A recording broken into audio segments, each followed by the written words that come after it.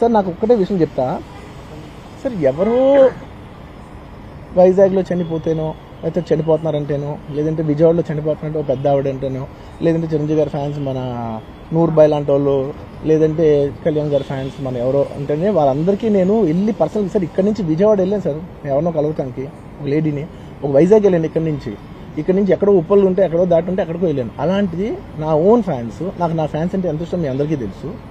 అలాంటి నా own fans నా ఓన్ థియేటర్లో నేను ఉన్న ప్రెమిసెస్లో అలా జరిగిందంటే నేను వెళ్ళి కలవనాలని, వాళ్ళు కలవాలి నాకు ఉండదా? అది మినిమం కదా. అసలు ఎవడైనా వెళ్ళి కలుస్తారు, ఎందుకు కలవను నేను కలవపడడానికి ఏంటి రీజన్ ఏంటంటే I'm legally I'm tired, I can't go.